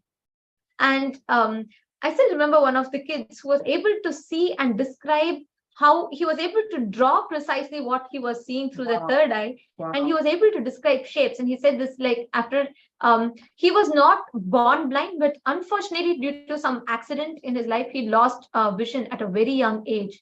And he told very beautifully, he shared that after almost 17 years, he's able to see colors or shapes in his life. Wow. And that entire thing had happened when you were in Gujarat, and then it's only after that the whole persecution of Gujarat and the destruction of the most ancient, the Yogini Sarvagnya Peetham that Swamiji had revived, had happened. Am I right? Exactly, because this university, the largest all-women Hindu university, the Yogini Sarvagnya Peetham, was established for this very mission, to revive these ancient practices, to revive these ancient powers, the advanced sciences that Hinduism had. Third eye is just one of them. Swamiji was reviving such extraordinary sciences, being able to download these advanced sciences, like how we had Srinivasa Ramanujam, right? I'm sure everyone knows he's known as a father of modern mathematics. Srinivasa Ramanujam was able to solve complex mathematical questions just by downloading. We even know Shakuntala, who is known as the human calculator. Like this, we know so many different people who are called as prodigies, or who are born one in a million or so, we call them. But Hinduism had almost every single person living, manifesting these extraordinary sciences. And Swamiji established the Yogini Sarvagnya Peetham with this very mission. It was an all-women Hindu university, a group of us sannyasis, women sannyasis, were at the forefront, being trained to administer, to lead, to be able to serve these facets of the society in the most unique way, contributing to their life, touching the life of thousands every day. We conducted many free online programs. We conducted many physical programs. We visited various different NGOs, and we conducted programs there. Various women empowerment programs, and also even to the children who are affected due to earthquakes, who are affected due to natural calamities, who lost their parents, their near and dear ones. Our life every day used to be filled with this joy of going, meeting thousands of people, serving them with these unique sciences, which otherwise is being ridiculed as witchcrafts, as satanic practices, and which is being demonized in the eyes of public, but which factually and actually benefit our life immensely, which empowers each of us as an individual to lead a life completely free of any kind of conflicts and without having to endeavor through any of the struggles of what the society puts us through typically. All these sciences Swamiji was reviving, and naturally, which made Swamiji as a target by these anti-Hindu elements, who made it a point to demolish, to bring this university to grounds. I think that's something like really unimaginable. To this picture that's shown right now really pains me, and it's shocking to say that this was demolished in matter of days as a part of a horrendous persecution. Can you imagine that this is a university, an all women's university, which has been brought to ruins in this decade, like right now, when we think that we are in the most advanced way, we have the technology, we have social media, and we think that there's like a lot of freedom that's happening, there's a lot of conscious awakening that's happening. During this time, this kind of huge persecution that has happened, and it is happening in front of all of us.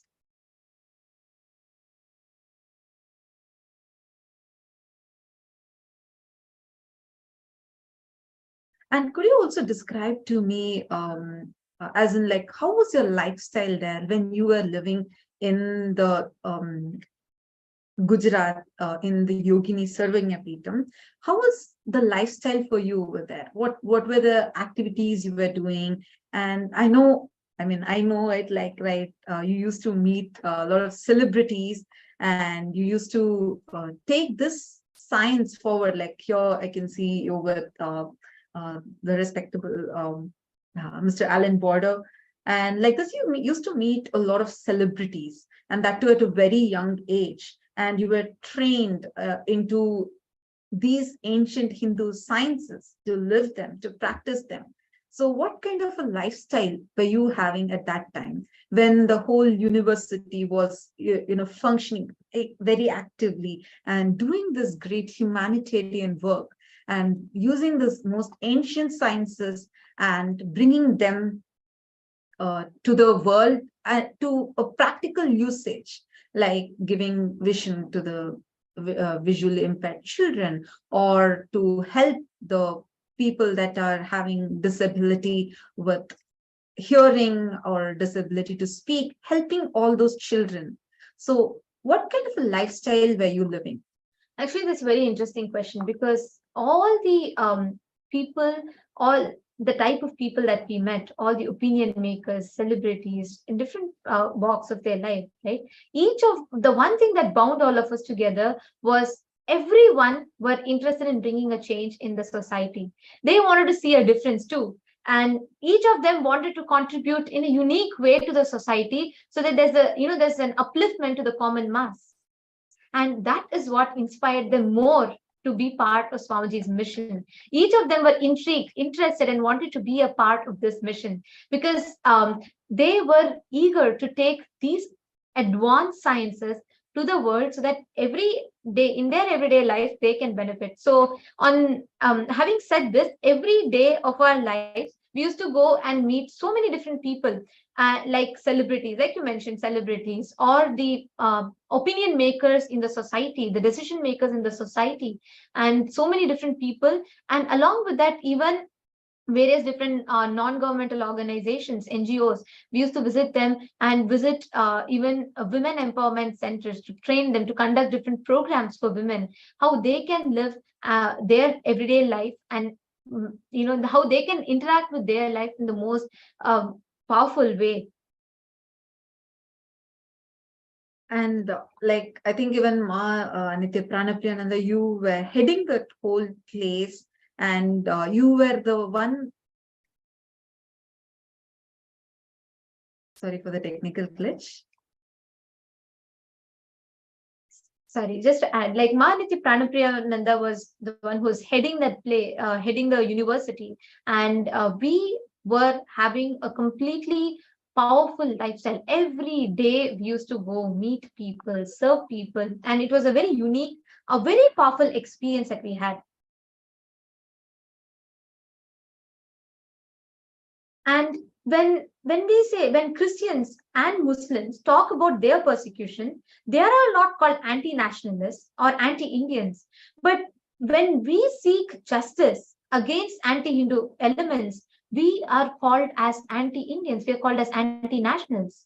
Swamiji has only voiced out the persecution that Hindus are being subject to in every place around the world, even in countries where Hindus are called so-called majority. But in every place today, our temples, our places of worship is being demolished. Anywhere you say a Hindu university, you will just see how many attacks will come. Swamiji is not just the only person. Every guru that stands up for Hinduism has been attacked. But Swamiji was the only person who, despite all these attacks, stood and revived a Hindu nation, because of which he has become the prime target of all the anti-Hindu elements who want to destroy Hinduism, who do not want these sciences to spread. And calling someone anti-national is the way hatred is spread and persecution is started and justified. Because first, they demonize that person, they isolate the person, demonize the person in the eyes of public by calling them as anti-national, spreading hate, and etc., etc., and etc. And this is how the persecution is started and justified later on. And that poison is spread in the common mass. So the common society, the common public starts believing this. And that is why the media is trying to portray we are anti-Indian when we are asking for the justice for the persecution that we have been suffering, that we have been put through. Each of us, anybody who stands up for Hinduism, are being subject to this persecution. And anytime we voice out, we are being called as anti-nationalists. And I think it's very important for each one of us as Hindus to understand this. Understand this is very, very, very important. When Christians or Muslims or people of any other religion voice out the persecution that they have faced, never they are called as anti-nationals. This garb of anti-nationals is being put on us just to silence us. Understand, this is very important. We are being called out as anti-nationals or anti-Indian for not even blaming India, but just saying that some anti-Hindu elements are persecuting us. The very term, using this term as anti-Indian or anti-national, is a way they spread mass hatred, is a way they character assassinate, spread hatred, and persecute us. And the persecution is started with that, and persecution is justified with that. And we only said that we are being persecuted. We never said that India persecuted us. But we need to, I request all the viewers to just note this here. You can see how the anti-Hindu elements clearly use the media as a tool to spread hatred, to spread poison amidst the society and spread the collective hatred about Hindus, about the Supreme Pontiff of Hinduism, because he is standing all by himself and voicing out the persecution and attacks that we have been subject to. And we can see clearly how the media apparatus is being used to spread this mass hatred.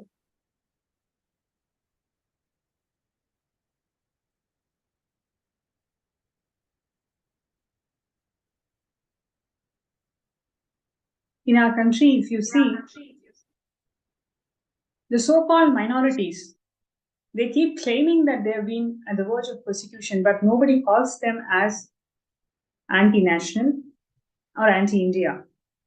But when a Hindu guru or when a Hindu representative for the very first time is attending an international forum voicing the plight of persecution, not just of her community, but for the whole of the Hindu community that's been persecuted for more than 5,000 years, whether it is children, whether it is women, whether it is gurus, in every denomination, Hindus have been persecuted.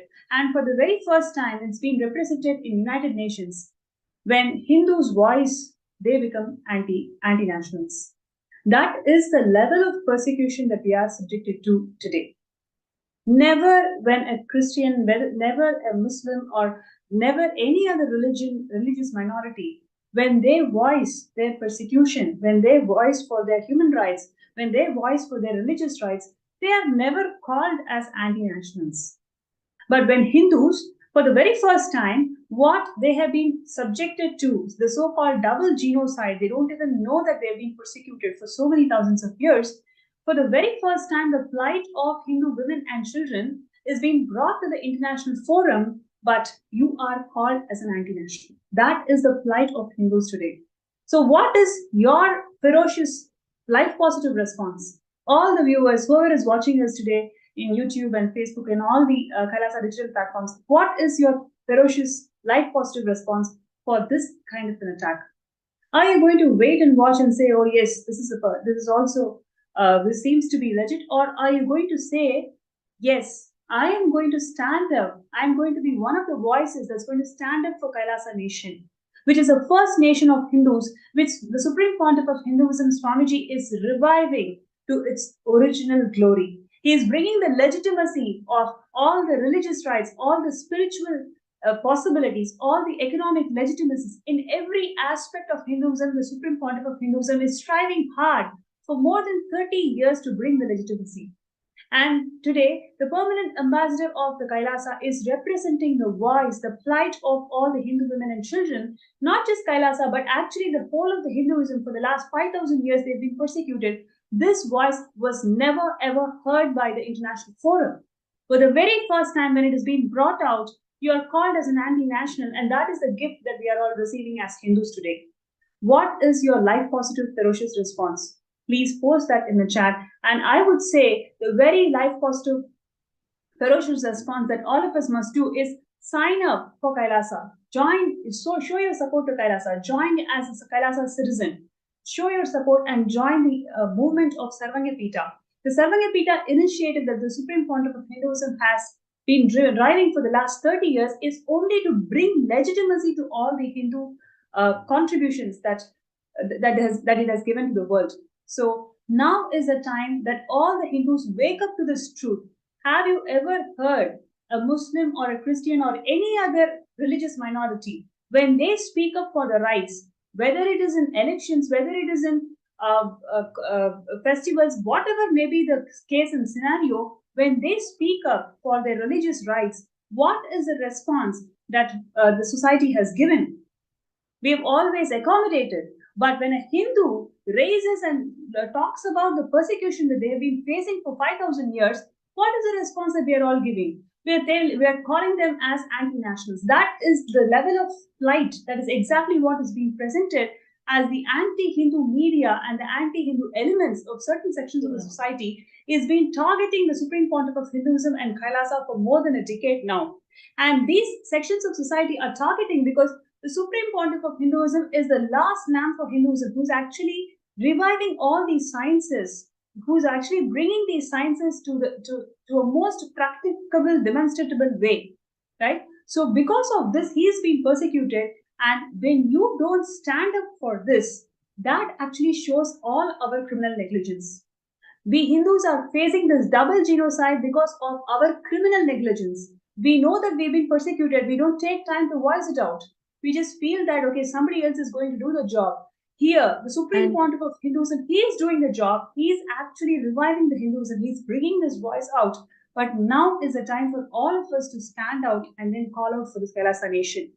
Show your support, Absolutely. become a citizen of Kailasa nation, show your support and support the initiative of the Sarvanya Pita. By you signing up for Sarvanya Pita, you are showing your support for this movement.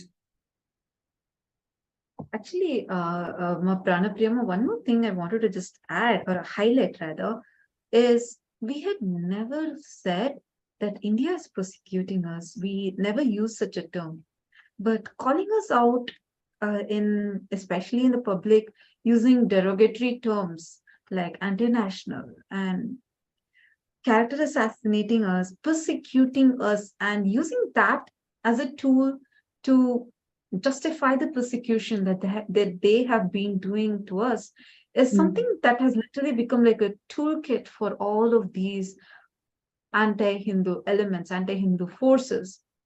And this has become like set as if it's a norm.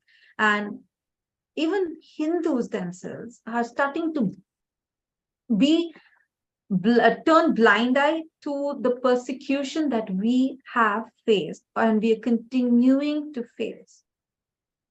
Just imagine and see, just to give one example of the situation that we are currently being faced with, is last 4 years now, we have been facing a lawfare that's being put on us and using us as tools or pawns rather. They're persecuting our guru and they're persecuting the whole ecosystem of Kailasa even to this day.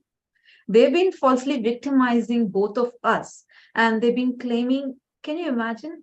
I have not been to the state of Gujarat. I have not been to Gujarat. And from 2019, November 2019, at that time I was not even in India. I was actually traveling in a world tour and I didn't even go to that place. But even to this day, they are falsely claiming that I am there in Gujarat and I am being confiscated in Gujarat, like falsely they're blaming or like spreading such false allegations. Even to this day, I have not gotten justice. They've been claiming things like absurd things, like I'm being kidnapped and kept in Gujarat. I have not even been to Gujarat. And on this regard, even to this day, so much persecution is happening. And I experience it firsthand. Till date, I have not, my voice is not even being heard. I have at least more than 4,000 hours of video and sessions and explained what is the situation I have been facing. But to this day, I have not gotten justice for it. It was only Swamiji who took the persecution, the ongoing persecution, to the United Nations and explained how there are deep state elements, there are anti-Hindu elements that have been persecuting us, attacking us. And till date, we are not able to even get justice and our voices are not even being heard anywhere. But even that, they twisted, manipulated, and misrepresenting it and calling us out using such extremely abusive, derogatory terms, labeling us as anti-nationals. This whole thing is like really like absurd. I can't even understand how this whole thing is even like, how can somebody be so blatantly lying everywhere? I would like to just bring out the parallel to what you just mentioned, Mata Supriya. If a Christian girl wants to become a nun, probably she'd be celebrated as a saintly figure in the whole society. But girls like you, young girls like you, wants to stand up for Sanatana Hindu Dharma and want to serve the society as a Hindu monk. And this is a plight. You call, you tag them, you call them, and you victimize them. You start a case on them. This is the plight of a Hindu children who want to stand up for Sanatana Hindu Dharma, who want to serve the society as monks, right? So being a monk is not a sin. Being a monk is the greatest gift that we can that we can have in our lives, and that is the greatest way how we can serve the society. But if a Hindu wants to become a nun, if a Hindu wants to take up this spiritual path, this is how we are being persecuted. This is exactly what is being brought out in United Nations. It is not that Kailasa is against India or anything. We are only talking about the plight of Hindus, who are being targeted by these anti-Hindu elements and anti-Hindu media, certain sections of the media and certain sections of the society who are constantly targeting and persecuting the Hindu women and children in particular. Exactly. Actually, Pranapriya, just I wanted to share, like, for me to choose to be a sannyasi, to be a Hindu nun, and to take up this lifestyle and to stand up for living this lifestyle, being part of this grand mission. It's not a joke. It's absolutely the transformation and the experiences, the powerful experiences that Swamiji has given to me. Because Yes. I just wanted to share with you, like, even though I was born in a Hindu family, was brought up as a Hindu, I never had pride of being a Hindu. I'll just give you an example. I used to put kumkum in the house. And when I used to go to school, I used to remove it because I used to feel ashamed that I'm going to be judged by people. I used to feel so ashamed that people are going to mock me. And that too, like I'll be so ashamed to wear rudrakshas outside. I'll have a rudraksha that I'll put inside, and I'll be putting that only in the house. And the moment I step out, I used to change because I used to feel so insecure about my identity as a Hindu. So true. And unfortunately, that is a sad state of any youth, any Hindu youth, not just youth, let alone youth, any Hindu today. Imagine, can anyone, even in a country with so-called majority of Hindus, can they go to a workplace wearing bhasma, kumkum, and rudraksha? Is that even a possibility? No. They will be ridiculed. They'll be like, literally, they'll be stereotyped, and there'll be so much of, notions that will be spread around them, like so much of stigma around it, right?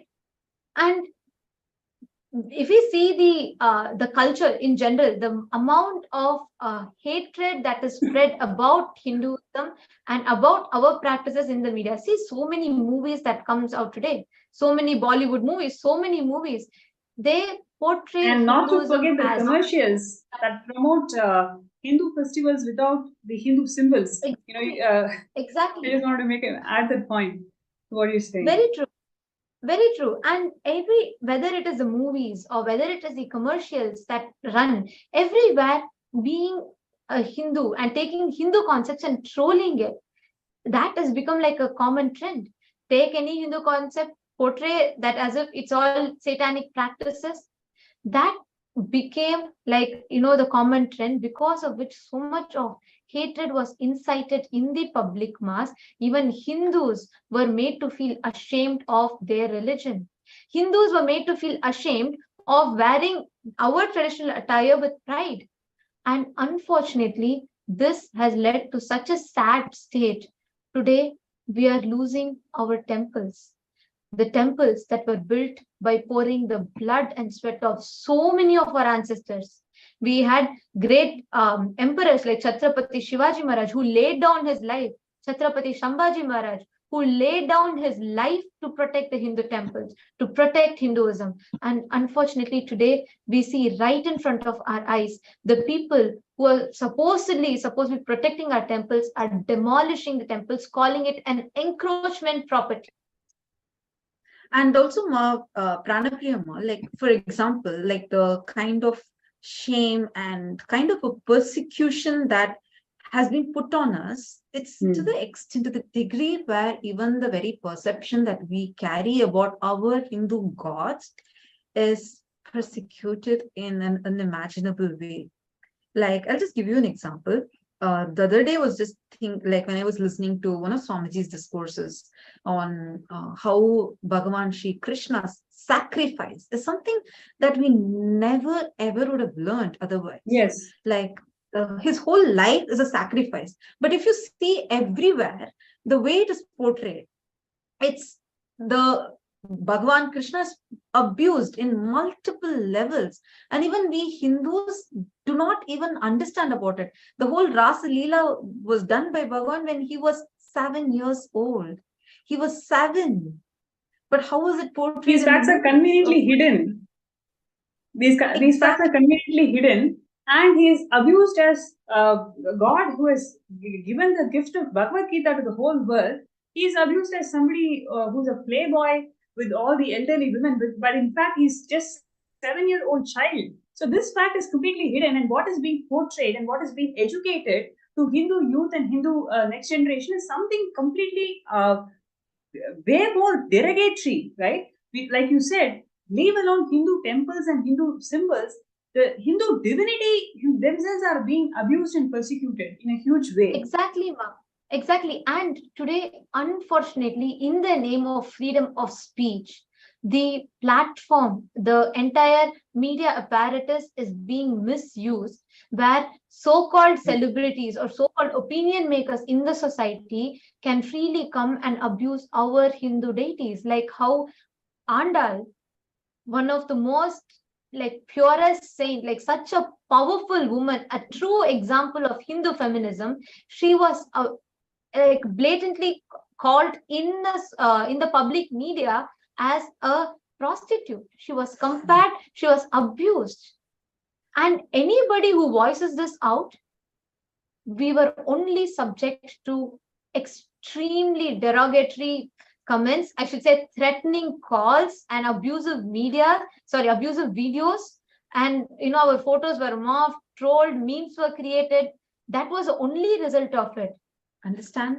I still cannot forget that day, how, because we voiced out, and especially you, when you voiced out, and the way how overnight so many death threats just poured in, like by people, Hindus themselves were abusing. Like we are being pushed to so much of, like literally being blinded so much, pushed to so much of darkness that we do not even realize what we are doing. We don't even realize what persecution we are facing, nor do we realize to what level we are being persecuted and what kind of a thing is being forced upon us. It's not a joke. Exactly. And in fact, you were then a minor. And what happened to the minor rights, right? So when it comes to abusing a Hindu monk or a Hindu children, no social rights apply, no minor rights apply, no human rights apply. You can violate in every possible way because Hindus are subjected to worst double genocide. That is the plight of Hindus today, which is what is being brought out to the international notice in Geneva by the permanent ambassador of KAILASA. The plight of Hindus in India today, it is not because of Indian government or any state for that matter. It is because of the anti-Hindu elements, deep state elements sitting there and making this as a fashionable statement, abusing Hindus, abusing Hindu children, abusing Hindu gurus, abusing the Hindu infrastructure, abusing Hindu divinity. It has become a fashion statement today, and there is no voice, not a single person who can voice out and say, "Oh, stop it. We are a religion. We are the most contributing religion to the whole world, and we need to voice our rights." So that is what exactly has happened today in United Nations Geneva, where the permanent ambassador of KAILASA has voiced on behalf of all the Hindu women and children who have been persecuted for more than 5,000 years today. So, but what is applied? What do we get in return? We are called as anti-nationals. right? So what is your ferocious life positive response? All the people, whoever is watching us in Kailasa digital platforms, I'd like to ask once again, what is your ferocious life positive response? We need to act now. We need to understand that Supreme Pontiff of Hinduism is a unifying force of all the Hindu denominations, whether it is Hindu infrastructures, Hindu sannyasis, Hindu gurukuls, for everything, Swamiji is the only voice who is bringing the legitimacy to Hinduism. So by you standing up with Kailasa, by you signing up as a Sarvanyapita Yajaman, you are saying yes to this grand legitimacy, grand revival of Sanatana Hindu Dharma.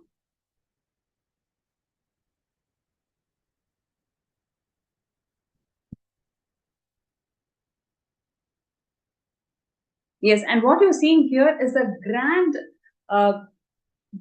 demonstration of Hindu culture and Hindu feminism, which is what Kailasa is standing for, right? And you can see here how everybody was completely celebrated by all the international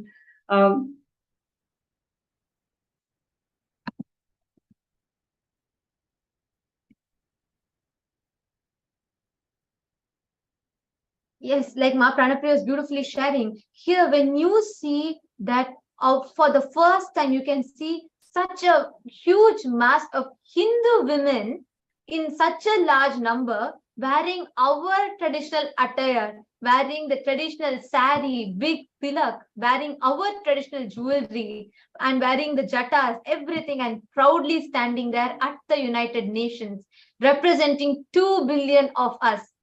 It is a success for each and every one of us. You can see here how at the United Nations, every one of this, all the ambassadors of Kailasa are sitting there representing a tradition which has faced 5,000 years of persecution. It is just the sheer hard work of Swamiji, because of which today Hindus, we have a platform where we have a platform to voice out the persecution and attack we have faced.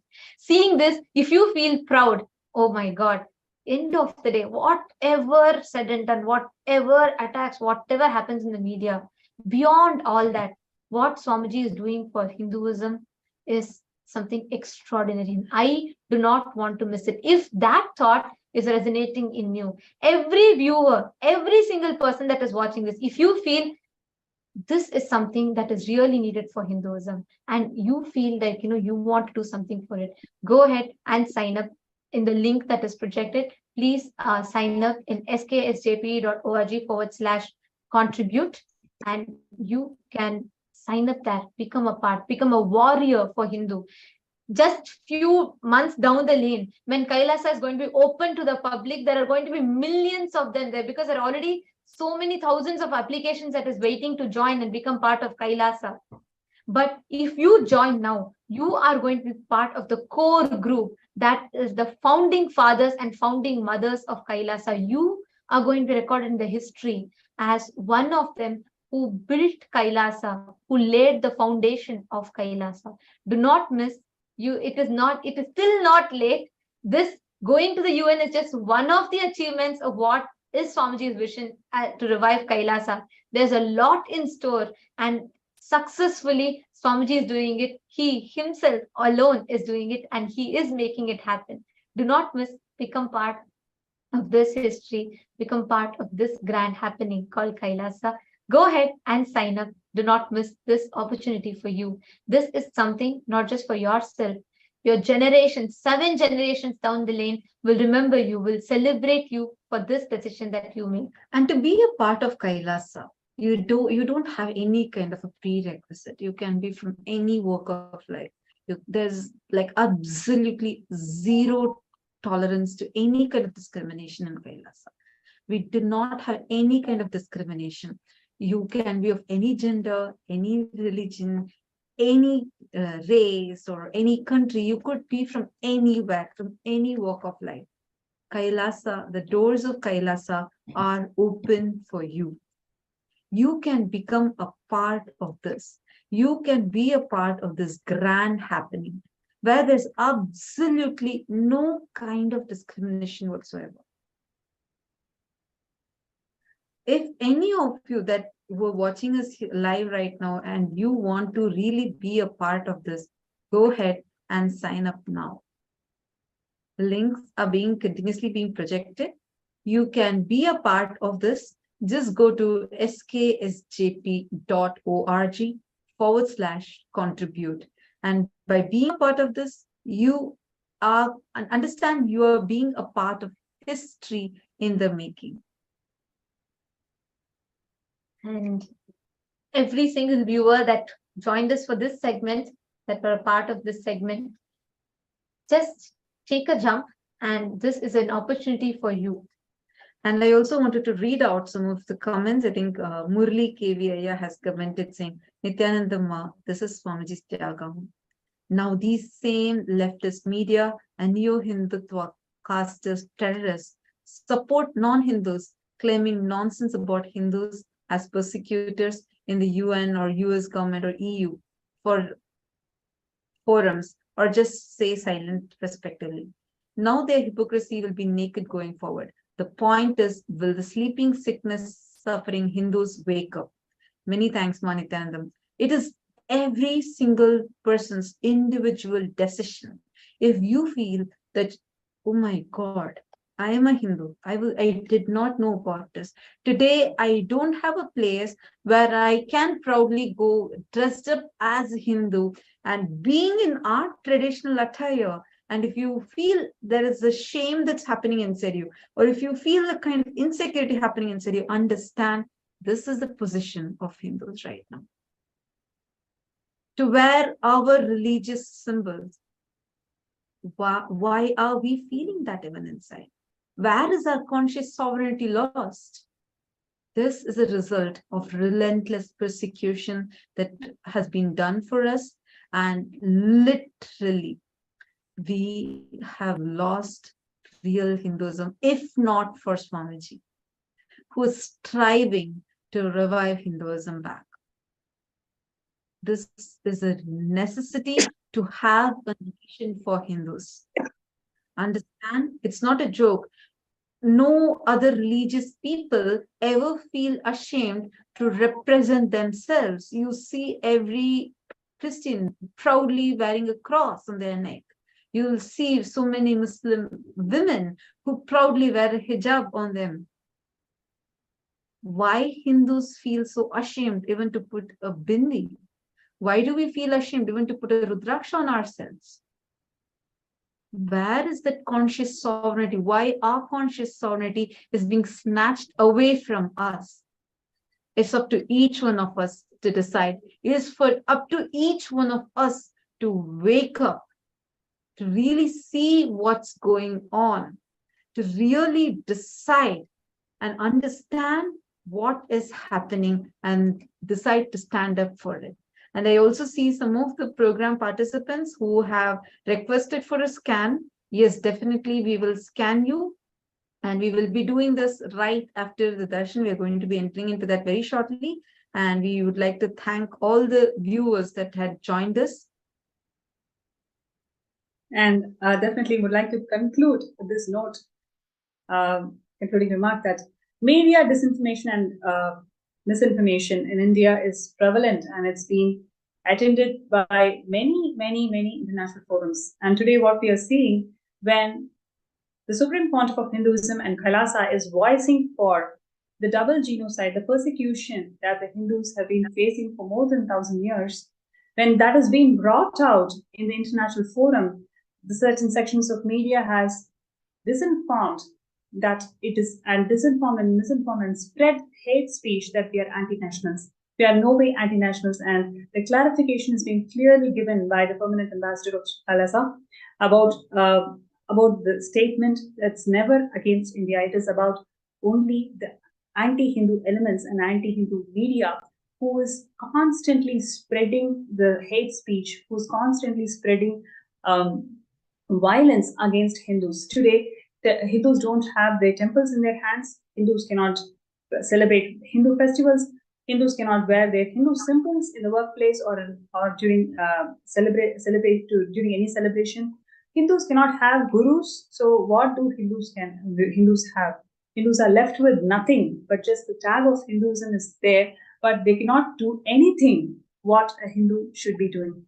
This is the plight of Hindus which is being voiced today in the International Forum. So join us and stay strong. Let us all stand together, and this is the time where all of us come together and stand as a single voice and support Kailasa Nation. Swamiji is a unifying voice for the Sanatana Hindu Dharma who is bringing legitimacy in all facets of Hinduism. So let us all support Kailasa Nation. Let us all support the Sarvangapita initiative that Swamiji has brought out in reviving the Hinduism to its entirety for the last 30 years. So with this, we come to the end of this segment, and we really thank all of you who have been joining live with us and for your complete participation. And I would like to only remind you, it's just not one segment. It is the lifetime mission of the Supreme Pontiff of Hinduism, who's been striving so hard in reviving Sanatana Hindu Dharma today. So all you can do is not just watch, but just join us. You joining us shows a statement. It makes a statement for all the anti-Hindu elements. So thank you so much for joining us live, and we will definitely present more and more facts, more and more true stories of how Hindus have been persecuted and what is the significant contribution that Supreme Pontiff of Hinduism is doing in reviving Sanatana Hindu Dharma.